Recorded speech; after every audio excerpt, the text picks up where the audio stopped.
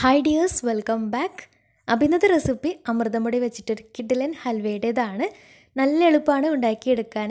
അമൃതം പൊടി വെച്ചിട്ടാണ് ഈ ഒരു ഹൽവ തയ്യാറാക്കിയിട്ടുള്ളതെന്ന് മനസ്സിലാവേ. അപ്പോൾ അമൃതം പൊടി കഴിക്കാത്ത കുട്ടികൾക്കൊക്കെ ഇതുപോലെ ഉണ്ടാക്കി കൊടുക്കുകയാണെങ്കിൽ തീർച്ചയായിട്ടും ഇഷ്ടമാവും.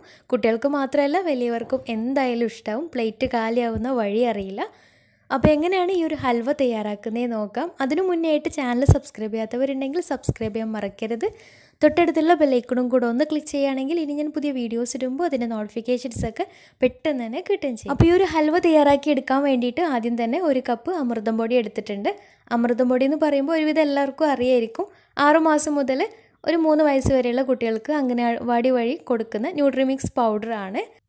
ഇനി ഒരു നോൺ സ്റ്റിക്കിൻ്റെ പാന് സ്റ്റൗവിൽ വെച്ചിട്ട് അതിലേക്ക് 1 ടേബിൾ സ്പൂൺ നെയ്യ് ഒഴിച്ചു കൊടുക്കാം.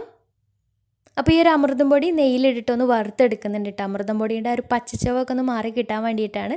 നിർബന്ധമൊന്നുമില്ല. ഒരു അമൃതം പൊടിൻ്റെ ടേസ്റ്റ് ഇഷ്ടമുണ്ടെന്നുണ്ടെങ്കിൽ ഇങ്ങനെ ചെയ്യണമെന്നില്ല. നേരിട്ടിട്ട് മിക്സ് ആക്കിയിട്ട് ചെയ്തെടുക്കുകയും ചെയ്യാം. ഞാനിപ്പോൾ ഏതായാലും ഇതൊന്ന് നെയ്യിലിട്ടിട്ടൊന്ന് എടുക്കുന്നുണ്ട്. അതിൻ്റെ ഒരു പച്ചച്ചവ ഒന്ന് മാറി കിട്ടാൻ വേണ്ടിയിട്ട്. അപ്പോൾ ഒരു ലോ ഫ്ലെയിമിലിട്ടിട്ട് ഒന്ന് വറുത്തെടുക്കാം.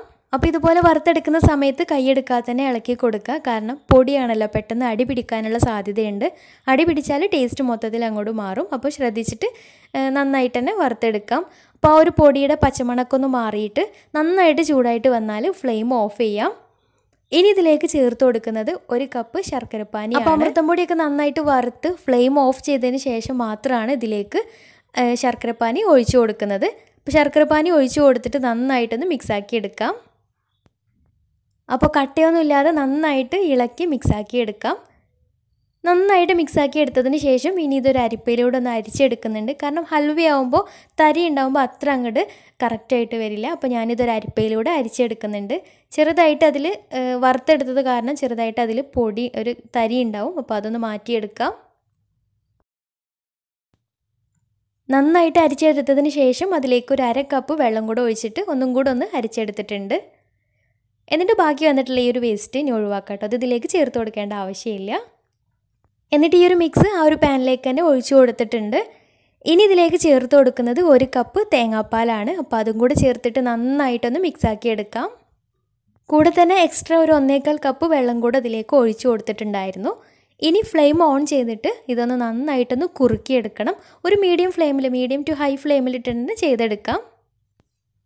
എന്നിട്ട് ഏകദേശം ഇതുപോലെ ഒന്ന് കുറുകി വരുന്ന സമയത്ത് ഇനി ഇതിലേക്ക് 1 ടേബിൾ സ്പൂൺ നെയ്യ് ഒഴിച്ചിട്ട് നന്നായിട്ടൊന്ന് മിക്സാക്കി എടുക്കാം. അപ്പോൾ ഹൽവ റെഡിയാക്കി എടുക്കുന്ന സമയത്ത് ഇതുപോലെ കൈയെടുക്കാതെ തന്നെ ഇളക്കിയിട്ട് വേണം ചെയ്തെടുക്കാൻ വേണ്ടിയിട്ട്. നെയ്യ് ഒഴിച്ചിട്ട് കൈയെടുക്കാതെ തന്നെ നന്നായിട്ട് ഇളക്കി വേവിച്ചെടുക്കണം. ഒരു മീഡിയം ഫ്ലെയിമിൽ തന്നെ ചെയ്തെടുക്കുകയും ചെയ്യാം.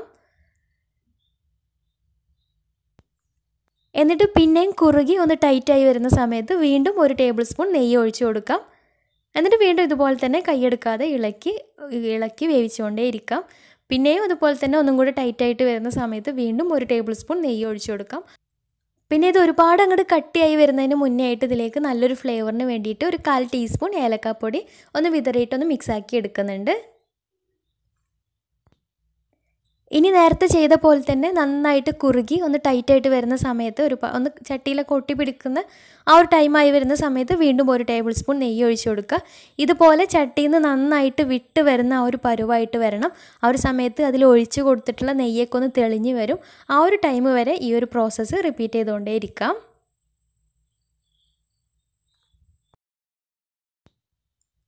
അപ്പോൾ ഏകദേശം പാനിൽ നിന്ന് വിട്ട് വരുന്ന ആ ഒരു പരുവൊക്കെ ആയിട്ട് വരുന്നുണ്ട്. ഈ ഒരു സമയത്ത് ഇതിലേക്ക് നട്ട്സ് കയ്യിലുണ്ടെങ്കിൽ കുറച്ച് നട്ട്സ് ചെറുതായിട്ട് കട്ട് ചെയ്തിട്ട് അത് ചേർത്ത് കൊടുക്കുക കേട്ടോ. ഞാനിപ്പോൾ കുറച്ച് അണ്ടിപ്പരിപ്പും ഉണക്കമുന്തിരി ചെറുതായിട്ട് കട്ട് ചെയ്തിട്ട് അത് ചേർത്തിട്ടൊന്ന് മിക്സാക്കി എടുക്കുന്നുണ്ട്. അപ്പോൾ നട്ട്സ് ഉണ്ടെങ്കിൽ നല്ല ടേസ്റ്റാണ്. ഇടയ്ക്കൊന്ന് കടിക്കാനുണ്ടാകുമ്പോൾ ടേസ്റ്റാണ്. കയ്യിലുണ്ടെങ്കിൽ ചേർത്ത് കൊടുക്കാൻ നിർബന്ധമൊന്നുമില്ല.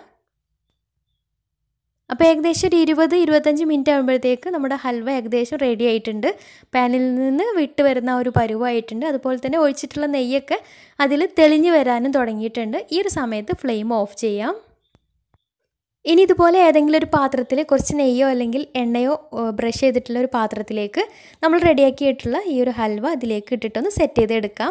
ഇഷ്ടമുള്ള ഏത് പാത്രത്തിലും സെറ്റ് ചെയ്തെടുക്കാം കേട്ടോ. കുറച്ച് ഓയിലോ അല്ലെങ്കിൽ നെയ്യോ ഒന്ന് സ്പ്രെഡാക്കിയിട്ട് വേണം ഇതിലേക്ക് ഇട്ട് കൊടുക്കാൻ വേണ്ടിയിട്ട്. എല്ലാതും ഇതിലേക്ക് മാറ്റി കൊടുത്തതിന് ശേഷം ഇനി മുകൾ ഭാഗം ഇതുപോലെ ഒന്ന് സെറ്റ് ചെയ്ത് കൊടുക്കാം. ഒന്ന് ലെവൽ ചെയ്ത് കൊടുക്കാം. ഒരു സ്പൂൺ വെച്ചിട്ടോ അല്ലെങ്കിൽ ഒരു സ്പാച്ചില വെച്ചിട്ടോ ഒന്ന് ലെവൽ ചെയ്തെടുക്കാം.